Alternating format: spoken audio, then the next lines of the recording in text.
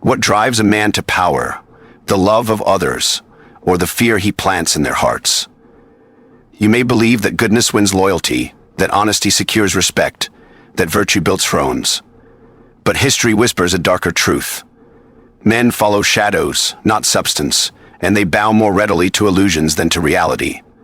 Trust, morality, loyalty, sacrifice. These words of weapons in the hands of those who dare to wield them, and chains for those who do not. If you wish to rise, you must ask yourself, are you willing to see men as they truly are? Then listen carefully. Trust is the most delicate of weapons, and yet the most foolish of men treat it as if it were a sacred virtue. They hand it out freely, like bread tossed to beggars, and then they wonder why their enemies grow fat while their own hands are left empty. Let me tell you this, trust is never neutral, it is never harmless. It binds you to another, it ties your fate to theirs, and in that tether lies your greatest vulnerability. A man who trusts too easily becomes a man who dies too easily, for betrayal is the currency of ambition, and those who rise will not hesitate to spend it. You must see the world as it truly is, a stage where men play their roles not out of loyalty, but out of necessity. They are faithful to you only as long as it serves their interest. They will speak of honor, of brotherhood, of shared cause, but when the wind of advantage changes, so too will their allegiance. The same mouth that once swore devotion will whisper your secrets to another. The same hand that once clasped yours will drive the blade when you least expect it. It is not a question of if, but when. And so, the wise man does not place his life upon the fragile foundation of trust. He does not build his power on oaths or promises, but on leverage and calculation. He learns to trust as one might handle a sword, carefully, deliberately, always with the readiness to strike back if the weapon turns against him. Trust, then, is not a gift. It is a tool to be used in measured doses, given only when it tightens your control over another, never when it leaves you exposed. There are times when you must appear to trust, for nothing disarms suspicion like the image of openness. Men who believe you are naive will lower their guard. They will reveal themselves, thinking you blind, while you are already measuring the moment to turn their confidence against them. The appearance of trust can be a trap, and many will walk willingly into it. What matters is not that you trust, but that others believe you do. But mark this well. If you find yourself in the rare position where you must extend trust, let it be to one whose survival is inseparably bound to your own. A man who cannot live without you will not betray you, for his ruin would come with yours. That is the only trust worth anything in this world, the trust that is chained to self-preservation. All else is a performance, a temporary alignment of interests waiting to dissolve. Remember, power is not stolen only by enemies who storm your walls. It is most often stolen by friends who were invited inside them. To mistake trust for virtue is to arm your assassin with the very weapon that will end you. Morality is the leash by which the powerful restrain the weak. Men are taught from birth that goodness is the highest virtue, that to be kind, honest, and selfless is to be noble. Yet look closely at the world, and you will see that those who cling to such illusions are devoured by those who do not. Morality is a convenient fiction, a set of rules whispered into the ears of the masses so they may obey, while the rulers quietly bend and break those same rules in pursuit of strength. To live life bound by moral chains is to submit willingly to those who have already shattered theirs. A man who wishes to rise must learn that the world does not reward purity. It rewards cunning, but the saint may be praised, but it is the wolf who takes the throne. Goodness is a luxury reserved for those who have already secured their power, never for those still reaching for it. To hold fast to moral codes while others can knife to a battlefield is to bring a knife to a battlefield where moral caiments of battable cannons roar. You may feel righteous as you fall, but you will still fall, and your righteousness will die with you. Do not misunderstand. I am not telling you to abandon morality openly, for even deception requires its mask. The appearance of virtue is invaluable, for men will rally to a leader they believe is just, even if he is not. You must speak of honor, promise fairness, swear by higher principles, all while knowing that such words are nothing but smoke. The wise man wears morality as armor before the eyes of others, while underneath he keeps his true will sharp and unblunted by sentiment. The people crave an image of virtue more than virtue itself, and it is this illusion that gives you the power to move them. There will be moments when the choice lies before you, to act according to principle or to act according to necessity. The weak man clings to principle and loses what he could have gained. The strong man does what must be done, and in victory he is the one who writes the principles for others to follow. History remembers those who win, not those who stayed pure and fell forgotten. Even the most brutal deeds, if successful, will be forgiven or disguised as justice in time. So when you face the question of morality, strip it of its false nobility and see it for what it is. A tool no different than fear or deception. Use it when it strengthens you. Discard it when it hinders you. Power is never claimed by those who hesitate over right and wrong. It belongs to those who dare to act, regardless of how the act is judged. The world does not ask if you were good. It only asks if you prevailed.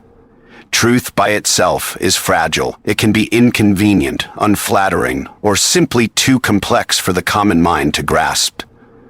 Men do not hunger for truth. They hunger for what comforts them, what excites them, what makes sense to their limited vision. Appearances, therefore, are stronger than truth, for they require no proof, only belief. A man who understands this holds an advantage over all others, for he can shape how the world sees him, regardless of who he truly is. Consider how the masses think.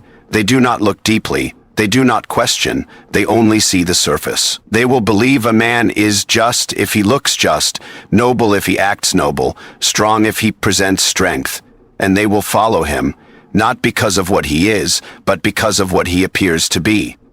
Meanwhile, the man who exposes himself too plainly, who relies on honesty without disguise, becomes vulnerable, for truth is naked and sharp, but appearance is clothed in armor, untouchable by scrutiny, so long as the illusion holds.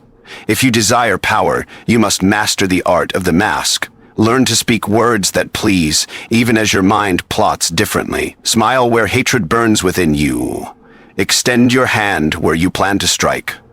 This is not deception for its own sake. It is survival.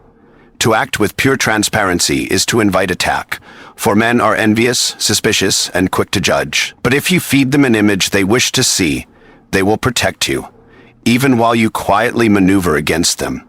Do not think this is weakness. It is strategy. For even the strongest sword cannot cut through an enemy who does not yet know he is at war with you. Appearances conceal your intent, buying you time, giving you space to act without interference. More than this, they grant you influence. For what is reputation if not an appearance made permanent? And reputation alone can bend men to your will, often more swiftly than force. Yet, remember the danger. Appearances must be carefully maintained. A mask, once cracked, reveals too much, and men turn against those who betray their illusions. Therefore, never allow your private self to bleed carelessly into the image you present. Guard the boundary between truth and appearance with vigilance, for once doubt takes root, trust dissolves quickly. In the end, truth belongs to philosophers and poets, but appearances belong to rulers. It is not the man who is most virtuous who commands loyalty, but the one who seems virtuous. It is not the strongest who is followed, but the one who appears strong. Men will always bow more readily to an illusion than to reality, and so the wise man builds his power not upon truth, but upon what others choose to believe. Love is fragile, unreliable, and bound to the whims of the heart. It shifts with mood, with fortune, with opportunity. A man may love you today and despise you tomorrow. He may swear loyalty under the warmth of your favor and abandon you the moment your shadow grows long. Love cannot be trusted, for it depends on emotion, and emotions are as restless as the sea. But fear anchors itself in survival. It does not ask, it does not waver. It grips a man at his core. A man who fears you will think twice before betraying you, for the cost of disobedience is carved into his imagination before he ever dares to act. Many will tell you that love binds men stronger than fear, but look closer and you will see the truth.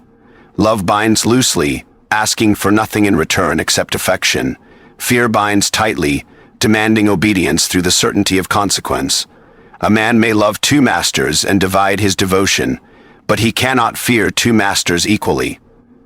Fear allows no rival, it commands the whole of him. If you wish to rule, for better to be fear than loves. Survive, even love the love fear, and better when love withers. This is not to say that cruelty should become your constant tool. Too much fear, wielded carelessly, breeds desperation, and desperate men are dangerous. The art lies in balance. Instill enough fear that disobedience feels unbearable, but temper it with moments of clemency so that men believe you merciful. Fear makes them bow. Occasional mercy makes them stay bowed willingly. Together, they create a prison without visible walls, one in which men cage themselves. Think of the father who disciplines his child. If he rules only with love, the child grows spoiled, believing there are no consequences for defiance. If he rules only with cruelty, the child may flee or strike back in rebellion. But when discipline is firm and consistent, when fear of punishment exists alongside the occasional hand of kindness, the child learns obedience that lasts. So it is with men. They must know that your favor is pleasant, but your wrath is unbearable. And remember this. Love must be nurtured constantly, but fear requires only memory. A single demonstration of punishment, a single ruthless act carried out without hesitation, lingers longer in the minds of men than 1,000 favors. Love fades with time, but fear endures. One act of decisive severity can secure more loyalty than years of gentle generosity. In the pursuit of power, you must decide which bond you prefer. One that is fickle and easily broken, or one that fastens itself to the marrow of men's bones, but chews it with incision, and choosily facets enlive the marity with precision. For fear, when properly wielded, becomes the most faithful servant, ensuring that men will respect you, obey you, and hesitate before ever daring to defy you. Loyalty is a word men speak with pride, yet live with deception. They declare their faithfulness with passion, but behind every oath lies a hidden calculation. What profit do I gain by standing beside you? And what risk do I suffer if I abandon you? This is the unspoken law of loyalty. It is never pure, never born from the heart alone, but from advantage. To forget this is to invite ruin. For you will mistake temporary alignment of interest for eternal devotion. And when the winds shift, those who swore allegiance will vanish like smoke. You must understand that men serve themselves first. Their hunger, their ambitions, their fears. These command them more strongly than any promise they have ever made. They may kneel before you today because it suits them. But if tomorrow another offers them more gold, more safety, more opportunity, they will kneel just as quickly before your rival. Even family, even friends, are not exempt from this truth. Blood ties and years of loyalty weigh little against the heavier pull of self-interest. A man will betray his brother if his survival demands it. He will betray his closest friend if power tempts him. So how does one command loyalty in a world where it does not exist in its purest form? By understanding it as a transaction. Do not seek love, do not seek brotherhood, seek control. Keep men indebted to you. Give them power that depends on your favor, wealth that flows only through your hands, security that exists only under your shadow. Let them taste rewards they cannot sustain without you. The man who knows his fortune collapses if you fall will not dare to betray you, not because of affection, but because his ruin would accompany yours. This is the secret of rulers who endure. They do not inspire loyalty, they bind it. They give with one hand and chain with the other. They make men feel privileged to serve, while ensuring that leaving service would mean starvation or disgrace. Such loyalty is not an act of love, but of necessity. It is the only kind that lasts. Yet, be careful not to trust even this arrangement blindly, for necessity too can shift. Today a man depends on you, but tomorrow he may find a new master who offers him greater rewards and the bond is broken. Thus you must remain vigilant, always ensuring that no one man grows so strong that he forgets his debt. Keep rivals balanced, rewards divided, ambitions carefully fed but never fully satisfied.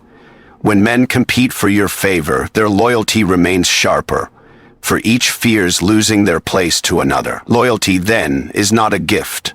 It is a chain you must forge and tighten endlessly. Do not be lulled by words of devotion or gestures of affection.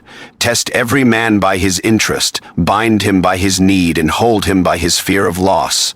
Only then can you be certain that loyalty, however false in nature, will serve you as if it were real. Power does not come cheaply. It demands payment in a currency few are willing to spend: sacrifice. Men dream of strength, of command, of bending the world to their will, but they cling to comfort, to pleasure, to attachments that soften them. They wish to rise without losing anything, to rule without bleeding, but such desires are fantasies. Power requires stripping away what holds you back, and the man unwilling to part with his comforts will forever remain beneath the feet of those who were ruthless enough to let this go. Every step toward dominance exacts a price. You may be forced to sever ties with friends who weaken your resolve, to betray alliances that no longer serve your ascent, or to bury emotions that make you hesitate when swift action is required. At times, you may even have to silence the softer voice within yourself, the one that longs for peace, love, or virtue. For these desires often chain men more tightly than any external master. To choose power is to choose conflict, and conflict allows no place for innocence. The masses do not understand this. They worship the illusion of effortless greatness, imagining kings crowned by destiny rather than sacrifice. But every throne ever claimed was built upon suffering, whether the suffering of the man who seized it or of those crushed beneath his rise. If you seek power, you must be willing to endure both. The hunger within you must burn hotter than your fear of loss, for you will lose again and again until you stand at the summit. Do not be deceived into thinking sacrifice is a single dramatic act, a grand gesture once and done. No, it is continual, an endless offering to the altar of ambition. Each day asks something of you: restraint when you wish to indulge, patience when you crave immediacy, ruthlessness when your heart longs for mercy. To rise, you must give these pieces of yourself freely, until you are shaped into something harder than those around you. Most men falter in this slow-burning process. They give once, perhaps twice, but recoil at the endless cost, and so they remain ordinary, while the rare few who endure become extraordinary. You must ask yourself, what are you willing to lose? The answer cannot be half-hearted. If you cling too tightly to everything, you will be pulled down by the weight of your own attachments. But if you cut away what hinders you, if you embrace the loneliness, the hunger, the constant demand for more, you will forge a path few dare to walk. The man who chooses sacrifice becomes unshakable, for nothing can be taken from him that he has not already surrendered by choice. Remember this truth: power is not inherited by the timid, nor gifted to the virtuous. It is carved from flesh, torn from comfort, paid for with all that once made you soft. Only the man who accepts this endless sacrifice will ever hold it.